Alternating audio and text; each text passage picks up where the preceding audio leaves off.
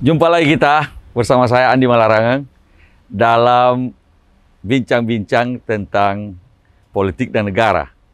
Kali ini kita perlu membicarakan tentang situasi di Afghanistan di mana Taliban memasuki kota Kabul segera setelah penarikan pasukan Amerika Serikat dan berkuasa kembali di Afghanistan. Mungkin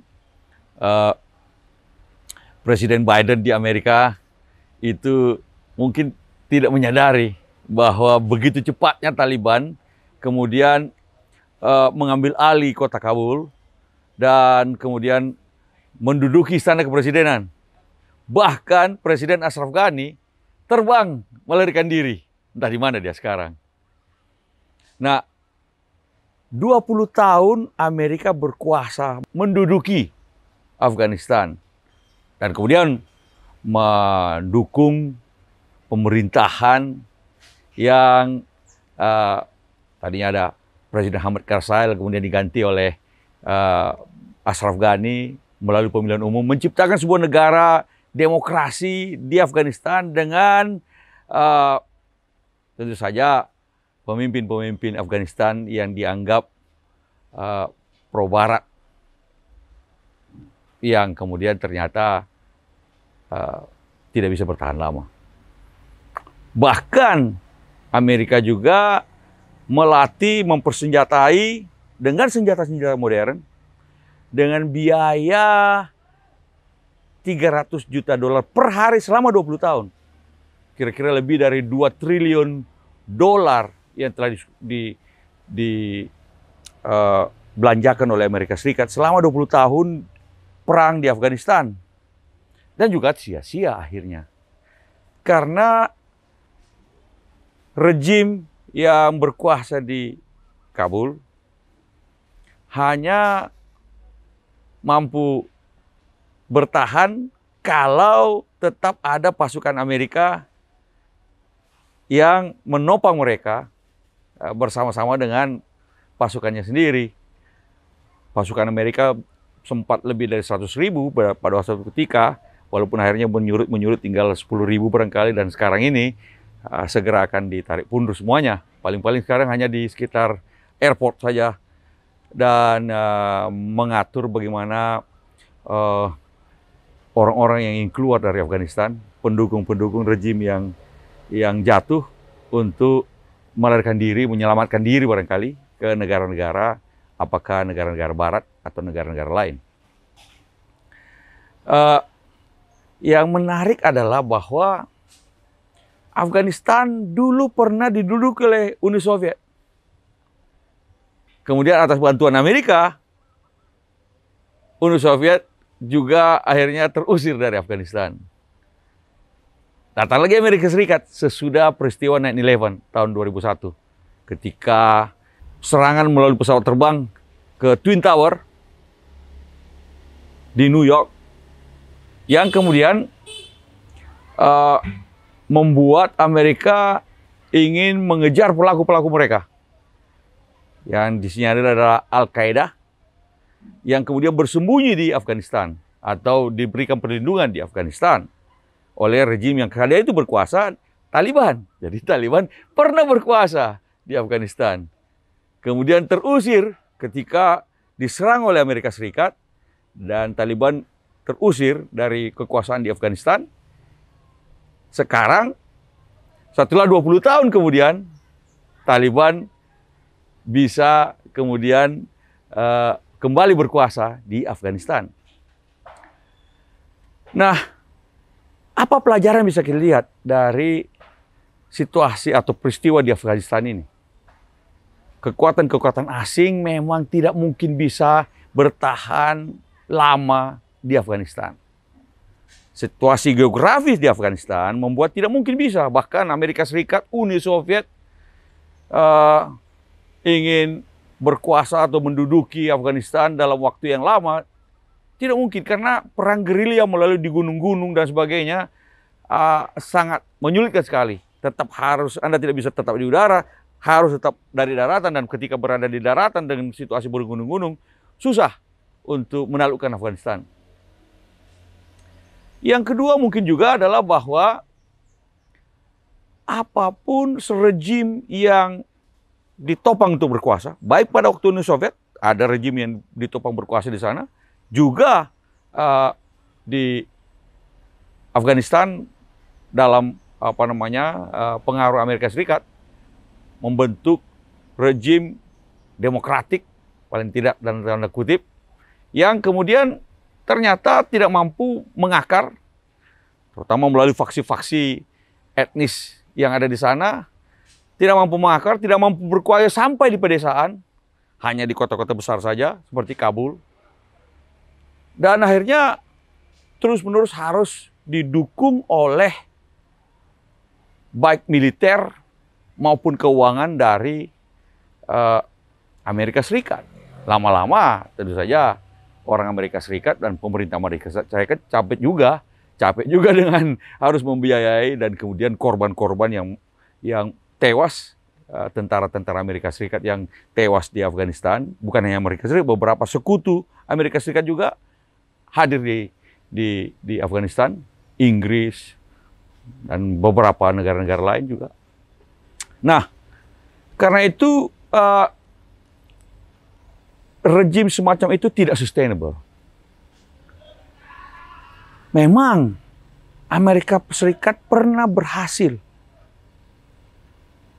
ketika terjadi perang, menang, melakukan pendudukan, dan kemudian menciptakan rejim demokratis di negara tersebut. Ingat Jepang, Jerman Barat, yang sekarang kemudian jadi Jerman. Ketika Amerika Serikat menang perang melawan Jepang, apa yang terjadi? Amerika Serikat tidak menurunkan Kaisar Jepang waktu itu, Hirohito, dan membiarkannya tetap menjadi kaisar, sehingga ada tokoh sentral yang kuat yang tetap bisa mempersatukan negeri Jepang, yang kemudian melalui kerjasama akhirnya membentuk sebuah pemerintahan demokratis di Jepang yang bertahan sampai sekarang, dan bahkan negara Jepang menjadi negara maju. Di Jerman juga begitu. Amerika Serikat dan sekutu menang melawan Jerman, melawan Hitler, dan ketika Hitler tewas, membentuk pemerintahan demokratik yang kemudian menemukan sosok Konrad Adenauer yang menjadi Perdana Menteri atau Kanselir Jerman yang pertama, dan bisa menyatukan Jerman yang terpuruk karena kalah perang. Dan kemudian bangkit menjadi negara demokratis sampai sekarang, dan kemudian juga menjadi negara maju. Nah, upaya Amerika untuk menciptakan rejim demokratis di negara-negara pendudukannya yang sekarang-sekarang ini tampaknya gagal. Gagal di Afghanistan, sampai sekarang di Irak kita belum tahu apakah bisa sustainable atau tidak. Di Libya juga misalnya kita masih menjadi tanda besar, dan upaya yang dilakukan di Suriah misalnya sampai sekarang masih perang terus. Karena itu memang menjadi pertanyaan, kenapa di Jepang Amerika berhasil menciptakan pemerintahan demokratis, sementara dan juga di Jerman, tetapi di Afghanistan misalnya gagal. Di Irak sampai sekarang masih tanda tanya. Libya juga begitu. Ada yang bilang ini faktor Islam. Di negara-negara Islam ternyata, atau negara-negara yang mayoritas penduduknya Muslim, Amerika Serikat gagal menciptakan negara demokratik ya seperti di Jepang maupun di Jerman Barat pada waktu itu. Walaupun saya mengatakan bahwa itu penjelasan yang terlalu disederhanakan, karena pada dasarnya Islam sendiri tidak bertentangan dengan demokrasi.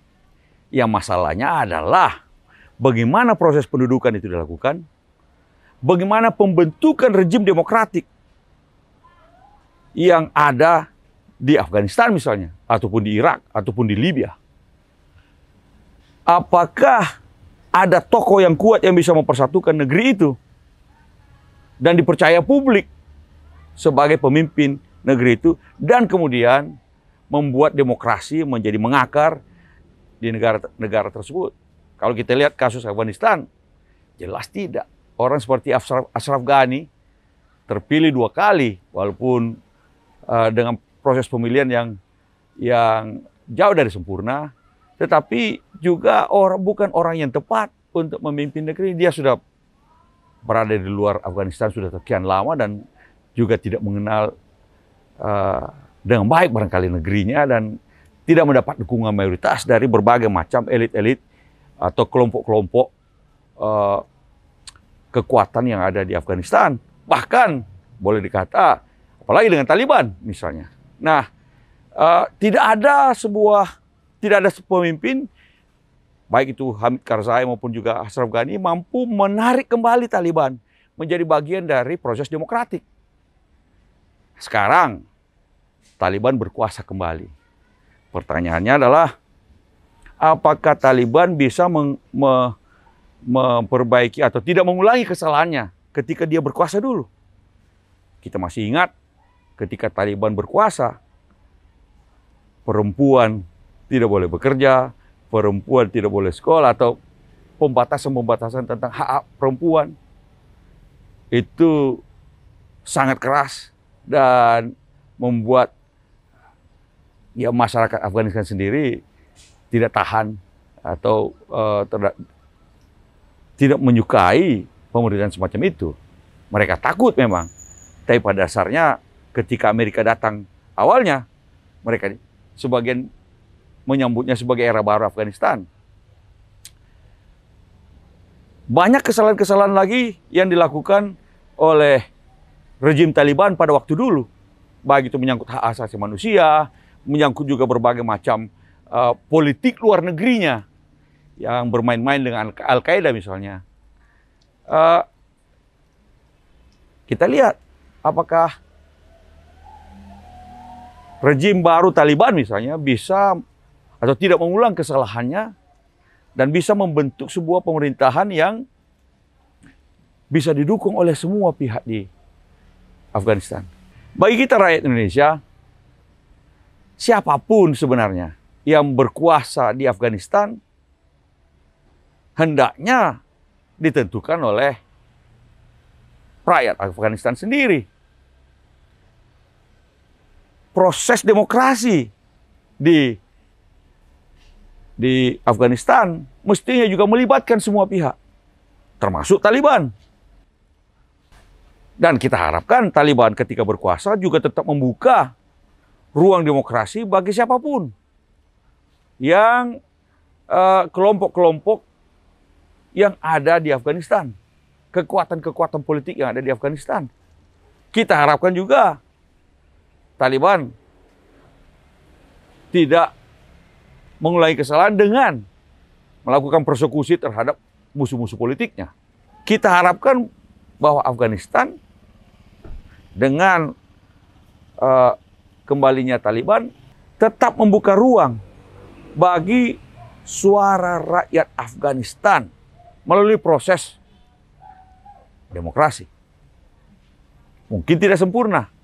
Iran kita lihat juga bisa menghadirkan proses demokrasi walaupun tidak sempurna. Tidak ada yang sempurna, tetapi kita mengharapkan proses itu suara rakyat Afghanistan dan kepemimpinan yang datang dari suara rakyat Afghanistan yang dikelola oleh orang-orang Afghanistan sendiri. Dengan begitu, kita berharap kali ini tanpa intervensi dari negara-negara lain, siapapun itu, kita harapkan Afghanistan bisa menentukan nasibnya sendiri dengan sebaik-baiknya menjadi bagian dari pergaulan bangsa-bangsa di dunia. Mudah-mudahan demikian adanya. Sampai jumpa lagi dalam perbincangan berikutnya.